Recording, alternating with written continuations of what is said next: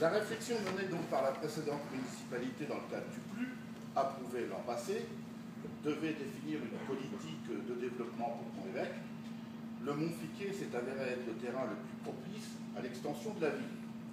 Il a donc été rendu constructif dans son intégralité grâce au nouveau PLU. Et d'autre part, il faut que vous sachiez qu'il y a très peu de terrain disponible sur la commune de Pont-l'Évêque, qui est une commune qui n'est pas très étendue et qui bénéficie également, sur laquelle il y a également beaucoup de terrains dans le fond de vallée, sur lesquels, bien évidemment, on ne peut rien faire parce que d'abord ils sont en zone inondable et puis ils sont en zone en SDF de type 1, de type 2, protégés au niveau de la nature, ce qui est un bien, et puis en plus qui fait un bon équilibre de l'ensemble. Alors le projet d'aménagement de ce terrain, mené par le gens investissement, dont vous avez l'équipe représentée ici, a été pensé donc dans un souci particulier du paysage et s'intègre pleinement dans la nature pontépiscopienne avec, vous le verrez, notamment un traitement des eaux de ruissellement particulièrement soigné. Comme prescrit dans le PLU, il était nécessaire que le projet d'aménagement soit réalisé dans le cadre d'une opération d'ensemble. Une offre de logement diversifiée dans les formes urbaines permettra la composition d'un quartier de densité urbaine moyenne. Il s'agit de développer une offre variée, répondant donc à la diversité sociale et générationnelle. Par ailleurs, en matière d'intégration paysagère, celle-ci était nécessaire au projet. Comme vous avez pu le découvrir, donc on est vraiment sur une colline, face à des sites quand même remarquables. Il était important, l'ancienne mairie, mais soutenue par la nouvelle, voulait qu'il y ait un traitement paysager digne de ce nom. La partie haute du terrain, donc la plus plate, est forcément perceptible dans le grand paysage. C'est pourquoi elle accueillera une densité plus faible de logements. De même, des alignements d'arbres ont été réalisés le long des voies, permettant ainsi de favoriser une bonne intégration des constructions et de limiter le vis-à-vis. La colorimétrie, excusez-moi, quant à elle, a été définie dans le cahier des charges. Les façades seront claires en partie basse et plus foncées dans la partie haute, la plus visible de loin. Il faut aussi noter l'importance des cônes de vue vers le fond de la vallée et les guides qui ont été prévus, tout ceci afin de favoriser l'appropriation et le repérage dans la commune. Comme je l'indiquais, une attention particulière a été apportée à la gestion des eaux pluviales.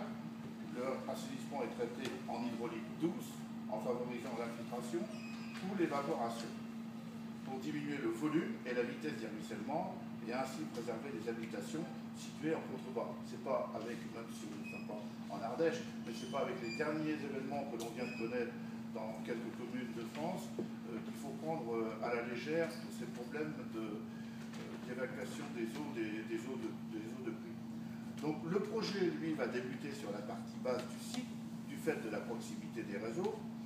Et je compte bien évidemment sur GRDF, et vous l'avez dit, c'est déjà fait, et sur votre collègue en matière d'électricité, pour ne pas le lever, pour que ce projet, que les raccordements soient faits à temps, qu'on n'ait pas de formule administrative trop longue et trop complexe, ce qui n'est jamais le cas dans l'administration française, je vous rassure.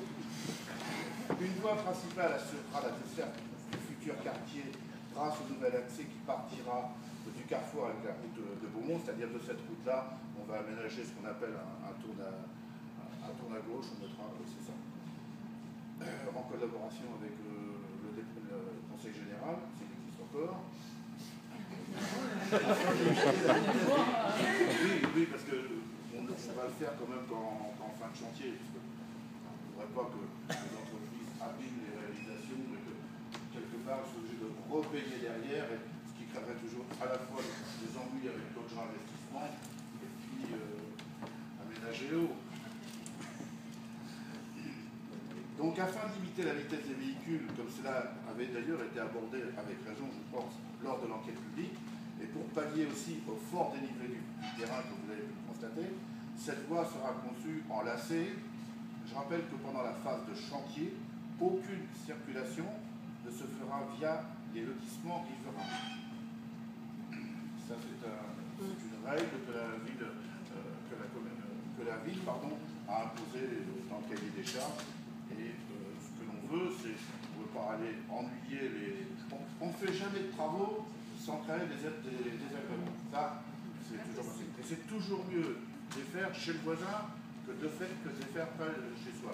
Là, il y avait, on aurait très bien pu dire qu'on utilise les voies d'accès existantes en faisant. Là, la solution qui a été retenue, c'est qu'il y aura l'accès ici. Donc, d'ailleurs, la voie centrale qui dessert tout le lotissement se fera en premier et on évite d'aller circuler, déranger les constructions voisines qui, elles, sont en place depuis plusieurs années. Alors, c'est une opération qui se fera en 3 tranches pour un total d'environ 350 logements à terme. Là, nous parlons bien évidemment de la première tranche, mais si vous avez vendu la première tranche, on peut carrément y aller sur la seconde. Alors, je souhaite à ce projet de nouveau quartier du Mont-Fiquet un franc succès. C'est l'intérêt de tout le monde, que ce soit vous, votre investissement, que ce soit nous, ville de Pont-l'Évêque, mais surtout, je pense notamment à tous ceux qui recherchent des logements ou en accession à la propriété ou en locatif. Je crois que vraiment, on est un peu comme partout, mais on est quand même dans un secteur où les demandes de logement sont nombreuses. On a la chance d'avoir dans un territoire où très bien desservi en matière de voies routières et autoroutières. Donc c'est vraiment l'intérêt de tout le monde qui va se jouer là. Même si on le sait, dans une conjoncture économique difficile, mais il ne faut pas toujours s'arrêter devant la difficulté. Il vaut mieux surmonter l'effort. Et de ce côté-là, avec l'équipe qu'il y a autour de ce projet-là, on est quasiment sûr du succès.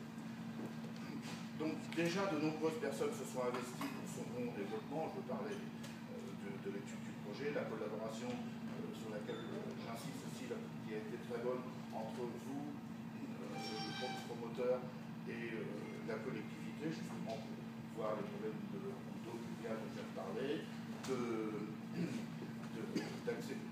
circulation, d'accessibilité, tout ça, c'est important. Donc pour l'Évêque, c'est quand même un nouveau plan de la ville qui se dessine, je dirais qu'il est un peu la suite de ce qui a déjà été fait il y a quand même quelques années, mais ça va... nous sommes là dans un coin où il y avait que de la verdure, tous ces terrains-là, c'était une ancienne ferme, il y a déjà un moment, quand j'étais jeune, on appelle de dire que ça fait si longtemps, là, je suis